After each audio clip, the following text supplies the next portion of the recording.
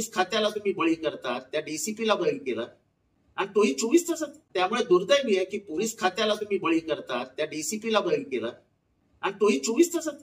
मला जे काही भिवंडीतनं समजलं, दोन्ही समाजातनं समजलं की दंगल झाली असती जर या माणसांनी मध्ये उडी घेतली नसती. त्या माणसांनी मध्ये उडी घेतली आणि दंगल थांबली. आता दंगल थांबवल्यानंतर जर त्याला बक्षीस मिळणार असेल तर डिमॉरलायझेशन म्हणजे पोलीस याचं मनोबल खच्चीकरण करण्याचं, पोलिसांचं मनोबल खच्चीकरण करण्याचं काम चालू. अंतर्गत मला हेही माहिती आहे की पोलीस अधिकाऱ्यांनी प्रचंड विरोध केला या बदलीला, पण तरी देखील ही बदली करण्यात आली. यामागे बीजेपीचा तिथला एक राजकीय नेता ही दंगल घडवू इच्छित होता. ती दंगल झाली नाही आणि त्याचे परिणाम त्या डीसीपीला भोगावे.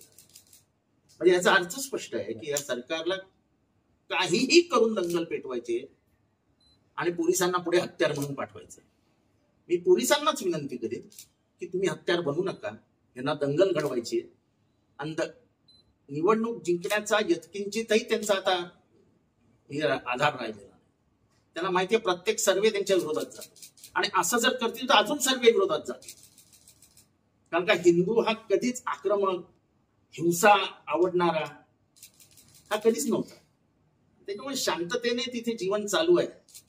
एकदा दंगल झाली 84 साली, त्याचे परिणाम आजपर्यंत तिथे भोगतायत लोक. दंगलीमध्ये जी भिंत उभी राहते ती पाडायला नंतर 20-20, 25-25 वर्ष लागतात. समाजामध्ये जो विद्वेष प्रसरतो, समाजापासून जो आपलेपणा गायब होतो, तो येतच नाही परत. त्यामुळे दुर्दैवी आहे की पोलीस खात्याला तुम्ही बळी करतात, त्या डीसीपीला बळी केला आणि तोही 24 तासात. काही इन्क्वायरी केली असती, काही दाखवलं असतं, बदलीचं काही कारण दिलं असतं. तुम्ही बदली का केली? दंगल झाली नाही म्हणून. आश्चर्य.